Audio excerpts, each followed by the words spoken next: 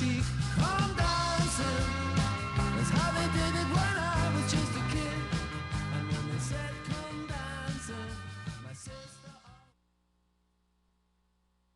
You're listening to WICR's AB Sports Conversation with Anthony Carlo and Benzino the Hero. Got to give credit where credit is due. Can't give credit to Eli Manning because Eli Manning doesn't stop throwing interceptions. Not even interceptions. They're the ugliest interceptions. They're overthrows. He's doing it on purpose sometimes. It looks like it. That's picked off by Seattle Maxwell. Oh, man, what an interception. The fourth of the day for Eli Manning. It's a different part of the offense. When Carmelo Anthony's at the power forward position, he has more room to operate because even though bigger players are on him, he can just shoot over them. He's faster than bigger players in the league. So that's what makes Carmelo Anthony special. Yes. Special. He's a special player because not everybody can do that. In the hands of Anthony. Anthony for three. Puts it in. Next by one with 8.2 remaining. But you know what's going to shock the world is if somebody comes closer to the Yankees. Cano, I don't think he's going to hesitate that much or just leave him. Think he may just leave? Nah, he's going to stay. Robinson Cano has agreed to sign with the Mariners. Just fortunately for the Giants, they were on the winning end of the sloppy game. They were less of a slob on the dinner table.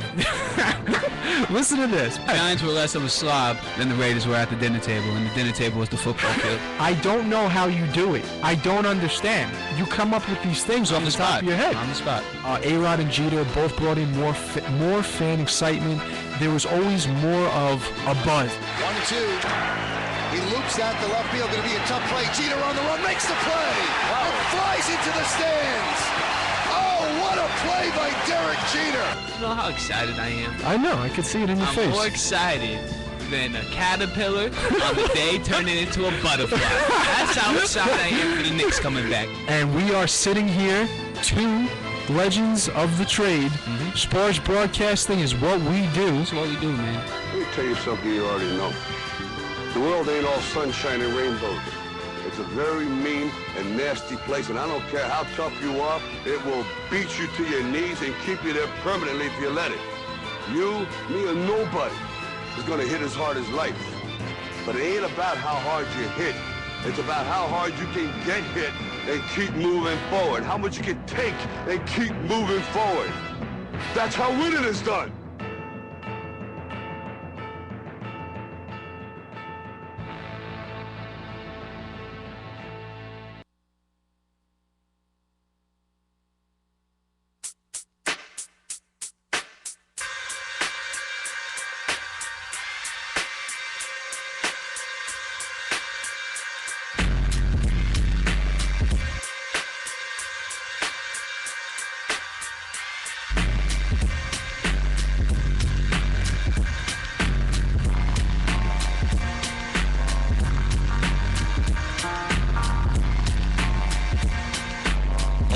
Conversation, sports debating, even got Skip and Stephen A. hating. Just two dudes from the 914 talking about basketball, baseball, and so much more. So tune in and don't be loony. Now let's get to the action like a Tom Cruise movie. Yeah, with your host Anthony Carlo, Benzino the Hero. Let's go. Once upon a time, there were two rivals. One resided in the Bronx, bound by a team symbol that its opposition laughed at, the Jasper. The other was represented by a mascot that sits atop Mike Golick's desk on ESPN, Mike and Mike's show, known as Killian the Gale. One team is backed by the monstrous group of fans deemed the Sixth Borough, who fails to disappoint in their booming jeers, cynical chants, and overbearing numbers. The other team is backed by the Maroon Maniacs, the sea of maroon and gold, screaming a chant that will forever be a dark whisper in the Jasper fans' souls. I-O-N-A, I-O-N-A.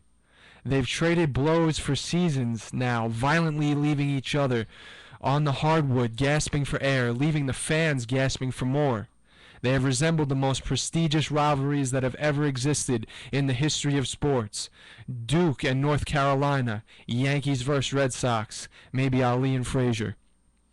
The Maroon and Gold are led by their fearless leader, Sean Armand, a product of two championship teams that makes a living pulling out his sniper gun and shooting three balls. The Green culminate under the monster who lives down low. His name is Ramel Brown, and he blocks what no man could ever block. Commanding the ship for the Mac's evil empire, the Iona Gales is seasoned and decorated veteran coach Tim Cluse, who has led his team to the NCAA tournament and plans to do so again. At the helm for the Jaspers is a fiery breed named Steve Masiello, whose one and only mission is to silence the Maroon Maniacs from coast to coast by slashing down the mighty Gales from their throne. The season is split one game apiece, with the most recent battle being a bloodbath at Dratty Gymnasium, where the context of the game proved the opposite of a bloodbath, but the way the Sixth Borough mercilessly unleashed fury on the Gales, with fans of the Jaspers humiliating and tormenting Iona's starting five, proved bloodbath to be the only way to describe it. Both teams have now withstood it all. They have passed and destroyed the rest of the Metro Atlantic Athletic Conference, only to find themselves staring into the eyes of familiar faces. A team that is hungry to overcome the odds stacked in front of them, invigorated by a fan base thirsting for victory, will face off against a team that is familiar with victory and has its fans expecting more, both of them symbolized by desiring one thing: the MAC championship crown. The Soldiers will take their places in the battlefield of the Mass Mutual Center in Massachusetts. A calm, cool A.J. English resembling the Slim Reaper will stare down the likes of Michael Alvarado and Emi Andujar, both lethal weapons the Jaspers could unleash at any time. A George Beeman averaging 19 points a game could pull the LeBron James out of himself at any time, gets ready to lace up against the DeMarcus Cousins of the Gales, David Lowry.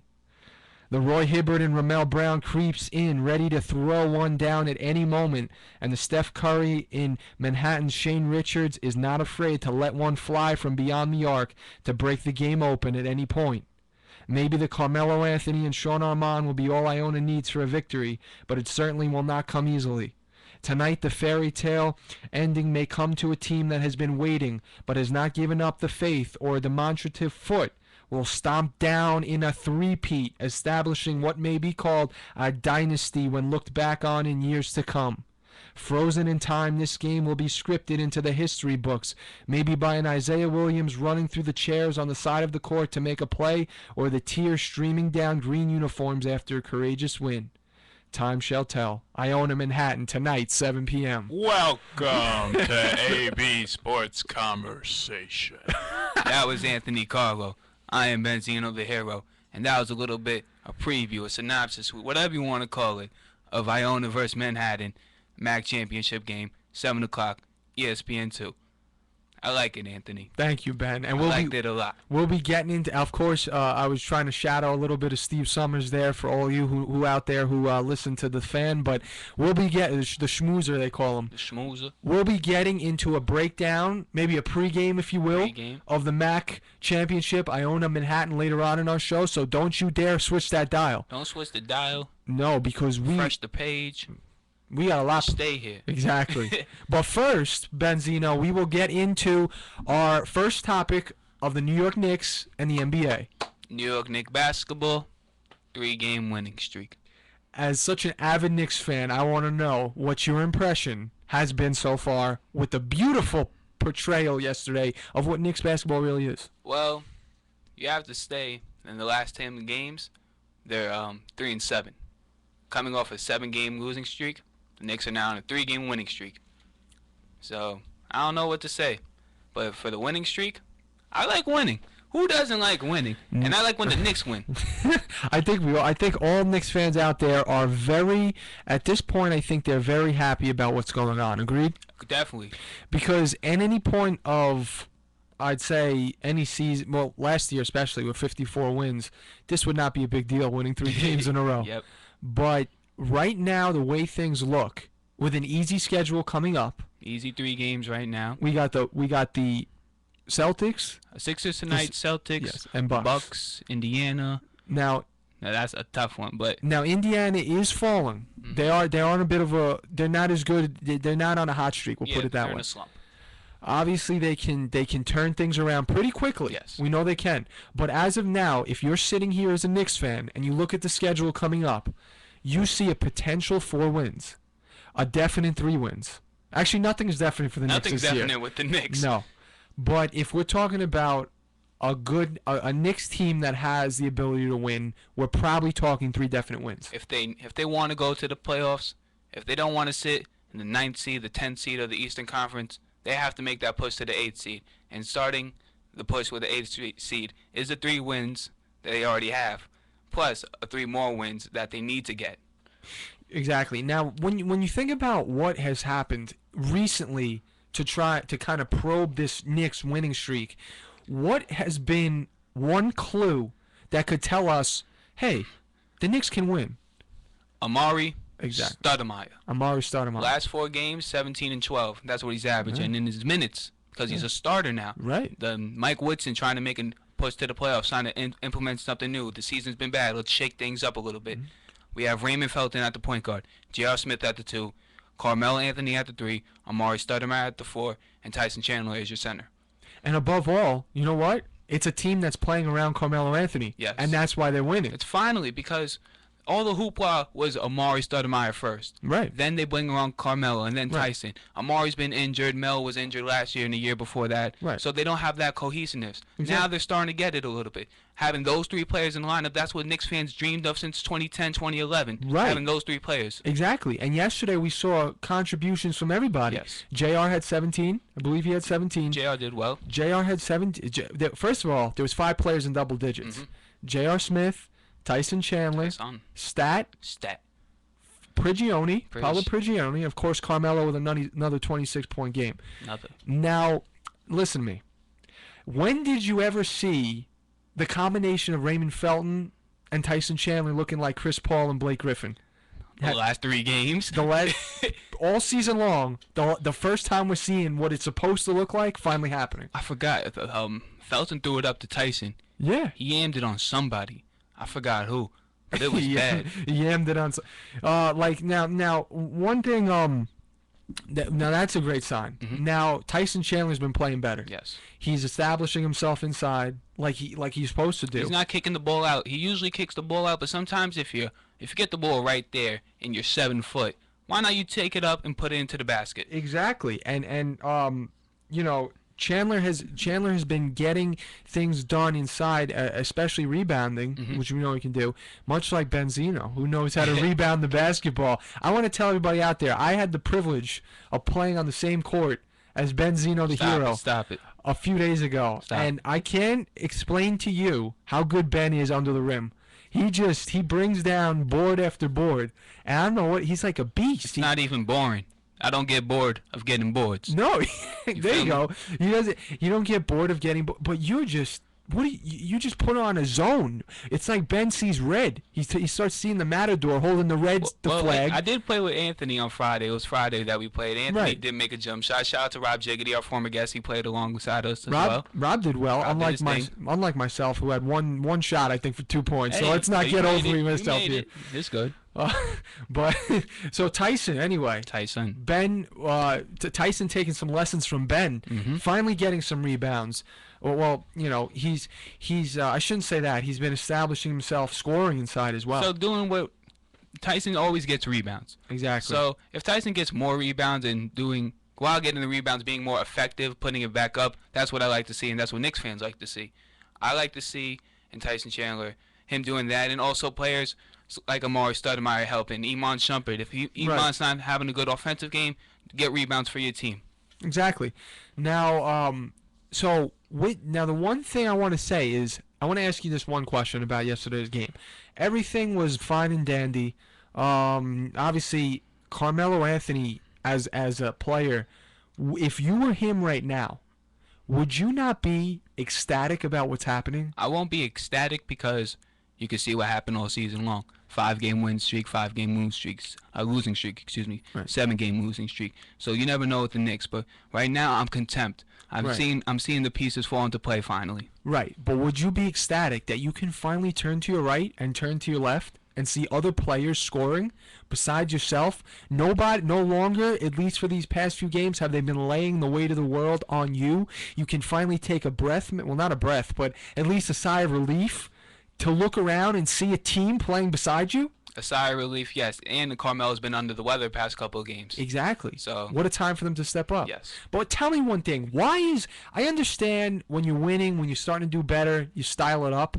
But are the Knicks really in the position to have J.R. Smith bumping one off the glass, to have a nice alley-oop dunk off the glass like that? 2 games ago, J.R. Smith would have never thought about doing that. Exactly. Well, you never know with J.R. Smith, but when you're winning, you can do stuff like that. But do you really think that was necessary at this point? Even though they've won, praise God in heaven, they won a few games. Do you think that entitles J.R. Smith to actually do that, risking injury to Stoudemire, who threw that one down, and Stat could have easily got hurt on that? JR threw it up and Stat laid it up, so he didn't dunk it because Stoudemire's knees. Right. You got Mr. Potato Leg knees, totally replaceable. Right.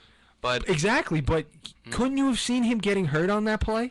Well, that's the bad thing, and I don't like to look at the bad thing. So I'm just happy that he made the point, and the Knicks got the win in that game against Cleveland. Understandable. And the Knicks getting the win against Cleveland, they move up to the 10th seed instead of the 11th seed, and now they're 3.5 instead of 6.5 last Monday. So they're making moves in the standings. The Eastern Conference has shown the Knicks more mercy than any other sport, any other circumstance I've ever seen. The Knicks have been given a chance to graze along the edge of the cliff and move with their fingertips from side to side without being stepped on and falling off for a long time now. And now they're finally maybe starting to take advantage of it. They have to get these wins. The next 3 games, they have to get these wins. Is that the telltale factor if the Knicks make these playoffs? If they continue this drive now, if they don't, is that it? The Knicks have three winnable games. After that is Indiana, Cleveland again, and then they go on the road trip out west. Yes. So if they withstand the wins now, right, they do okay on the road trip, and the East falters because it's the East. The Knicks have a shot. Right. I agree. I think, though, that it all starts now. Yes. This moment now. The Sixers, the Celtics, and the Bucks. Bucks is the worst team in the NBA. The Celtics are not doing too much better. And the Sixers, of course, have been struggling. If the Knicks can keep up some sort of win streak here against 3, as you said, winnable games, they may have some momentum carrying themselves into a more difficult road trip where they can maybe do a little bit better than 500 and still have a hope, still have a heartbeat in making the playoffs. A hope. It's not impossible, Knicks fans. Don't lose the faith. And I don't want the Knicks to lose tonight because the Knicks are playing the 76ers, and the 76ers have a 16-game losing streak, and if they lose it, I'll lose my hair. Just lose my hair. And Ben's got a lot of hair to lose, so we don't want to see that. But I think that we have to, as Knicks fans, as people out there, do not lose the faith. Never did. Don't lose the faith. But anyway, the NBA has brought us some more news. More news, and we're gonna stick with the Knicks because the Knicks are in the NBA, correct? True. Yeah. There's reports over the All-Star break. James Dolan, Knicks owner, met with former NBA coach Phil Jackson. Yeah. And they discussed about a job. Front office job. Front office. President of Basketball Operations. Right. That's a big title. It's a big title. Now, Phil Jackson is not somebody who's looking at this point in his career to sit on a folding chair on the side of the court. No. He's looking for a big boy seat up in the office with the ability of having James Dolan to back off. Exactly. Hand the team over to him. I don't think James Dolan's the man that hired Isaiah Thomas and then put him in the front office and then had him coach again. James Dolan is the man that gave Donnie Walsh the same amount of respect as Phil Jackson. Said, Donnie Walsh, take over the team, yada yada. But James Dolan wanted D'Antoni. James Dolan wanted to make the move for Carmelo. Correct. And Donnie Walsh is a respected basketball mind in everybody's eyes.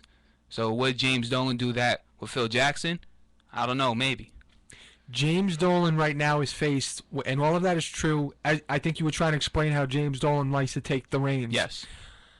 Can he really take the reins confidently after his team has performed the way that they have this year? Or does he need to explore options where possibly he goes and gives a hand out to Phil Jackson to take control and restructure his team? Hopefully Phil Jackson takes the job. Because James Dolan made his pitch. Right. Now it's up to Phil Jackson. Right. To make his decision. And Phil Jackson, he doesn't like to be in the office a lot. Right. He likes to chill in his ranch in Montana. Right. Being overseeing basketball operations, you have to do scouting. Right. Phil Jackson doesn't like college basketball. He's more of an NHL guy. Yeah. And he'd have to go to Europe as well. Europe. Most probably. Mm-hmm. He doesn't seem gung-ho on the idea, Phil Jackson. Mm-hmm. But the Knicks, you know what? I mean, James Dolan, at this point, I think if he was willing to give the team to Phil Jackson to take a large, bit of control of it through the front office, you think that one side would outweigh the other, and he would let all of those uncomfortable things about, not wanting to go to college games, not wanting to travel to Europe. It is more comfortable than being a coach. Yes. It's not flying back to back, after a game, heading across the country, beeline to be somewhere. It's more, definitely more comfortable for him to sit in the front office. You don't think a big enough amount of money would get him to do that? Phil Jackson wants a challenge. A man with 11 rings coaching and 2 as a player. A Knick player at that. Yeah. A New York Knick player. Both of the Knicks 2 championships. Power forward coming off the bench. And Phil Jackson, as we all know, is the Zen master. The Zen master. The Zen master. He has a way. He has an aura about himself. Right. And that aura is with Carmelo Anthony. Yeah. If Phil Jackson becomes president of basketball operations, that's a big key to Carmelo staying. Right. And if Carmelo leaves, James Dolan's going to blame Phil Jackson because Phil Jackson was brought in to tell Carmelo to stay. That's a good point. Mm-hmm. That is a very good point. And you said that you spoke about the challenge Phil Jackson wants. Phil Jackson's already said this team is too much of a mess. Yes. He's come out and he said, he's listed the problems because he's been being asked about this a lot. Yes. By different different media organizations have been asking him, and he's like, there's too much to do. Phil Jackson, well, in my eyes, Phil Jackson compares the Knicks as a circus. There's already two circuses in town, the Barnum and Bailey and the Big Apple. He's considering the Knicks another one. Yeah. So walking into the circus, he's the ringleader. Right. And that's what he's trying to do. That's what he's trying to do. It'll be interesting to see how this unfolds because we'll definitely be finding out pretty soon if he decides to take it or not. This week, hopefully. Yeah, this week. So stay tuned, and we'll stay tuned as well to bring everybody the update with it. But more Knicks news. Knicks news. We can't forget. What am I forgetting? We can't forget. We can't forget how Carmelo Anthony was coaxed by Joakim Noah. Joakim Noah to come over to the Bulls and try and win a championship. Joakim Noah compared the Carmelo Anthony's rumors as high school rumors. Did you see that? I heard. So Joakim's like, in high school, you hear rumors about a party, and they go, "Oh my God, did you hear what so and so said?" Yeah. So he's trying to brush it off, but Joakim Noah likes to win. Yeah. And he mentioned after the win against the Miami Heat last night, "I'm not here for an MVP. I don't want to be an MVP. I'm here for rings." Right. And that's what Joakim Noah's about. And he lit it up last night. 20 points, 12 rebounds. 20 points, 12 rebounds, 7 assists, 5 blocks. Double with all those blocks, and his father was in the stands. Yikey Noah? He's a famous tennis player. Right. But one thing about the Carmelo thing is it's something that obviously, Broussard of ESPN, I think he first, correct me if I'm wrong, Chris Broussard is his name, wrote the story about Joakim trying to persuade Carmelo to sign with the Bulls after the season. Yes. First of all, I think you're going to have a lot of players trying to coax Melo to signing with them because it's not going to take a lot to tell him, look, we're a winning team, the Knicks are a losing team. Do you want a championship or not? So that's what players like Joakim Noah have been It's plain and simple to say, look at our team, look at your team, we got a better shot than you. Exactly. So it's not like you can, it's just... I feel like Joakim may be magnified, but like he said, it's high school rumors. I think there's going to be a lot of people trying to do that to Carmelo, and it's just a matter of time of who who says it and if Carmelo decides to listen or not. Yes. So far, he's leaned more towards staying in New York, remaining blood and orange, blue and orange blood. Blood and orange. not a bloody orange. There's a thing called bloody oranges, right? Isn't that not a clementine? No, not a clementine. It's similar to a clementine. Is it It's an orange that's red inside. Isn't that called? It's not citrusy. I know it's red. It's not pomegranate. No, it's called a blood orange, a bloody orange. I've seen it before. Yeah. I've seen them before. I thought it was like a different brand, not brand, a breed. Like a cousin that has a different name than an orange. It's called a bloody orange. I think I know you. I'm pretty sure it's an orange. I'm But pretty it's, sure it's just red inside. exactly. Okay. So if Carmelo remains a Knick, he'll be orange on the outside and blue on the inside. So your shirt is orange. Yeah. So you got a blue underlining. Exactly. So if somebody cut me, I'd be bleeding blue. Back to NBA. Back to NBA for your nutrition notes. That was alluding to the Bulls win. LeBron James did have an opportunity to win the game. He held the ball 14 seconds, wind down the clock, drove into the lane.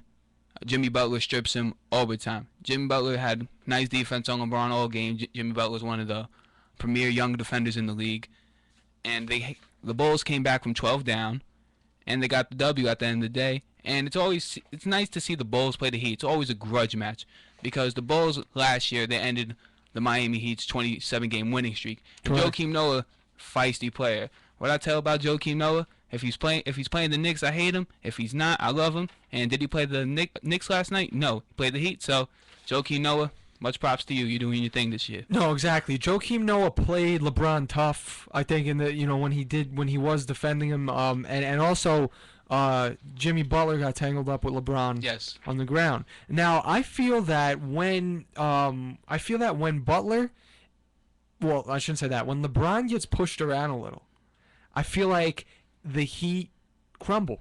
I feel like they wind up losing in the end.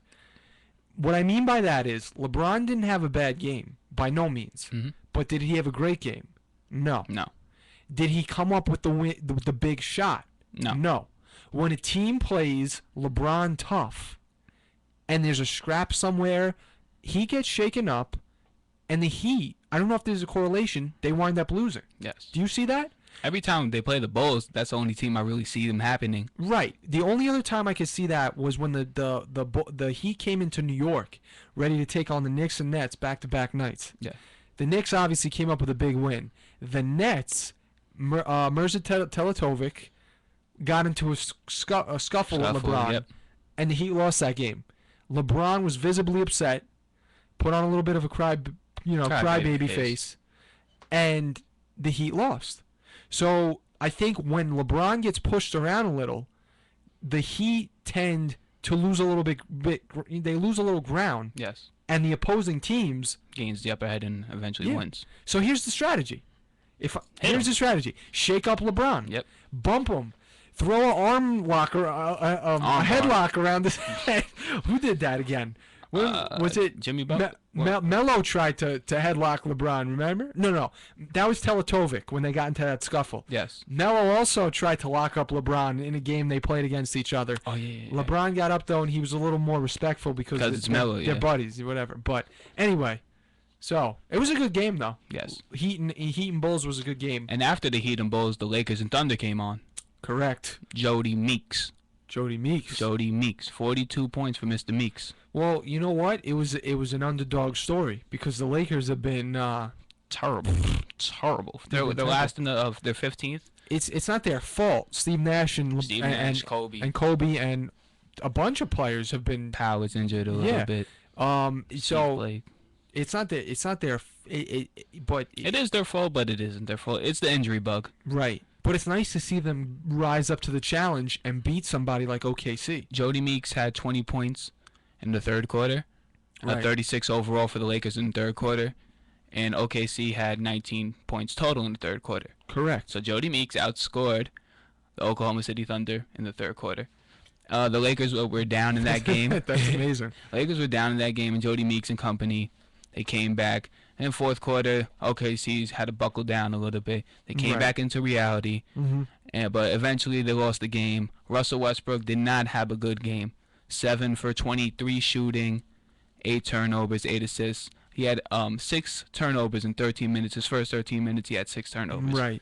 Russell tried to be Russell, and they lost. When a player like that is off kilter for the night, it affects it affects the team. You know, Westbrook, you know, he's a large part of the well, he was injured for a while. Yes. And Kevin, you know, the Slim Reaper, you know, took control for a while. But when he comes back, I mean, his first game back, he had what, 26 points, I think. He did his 28 points.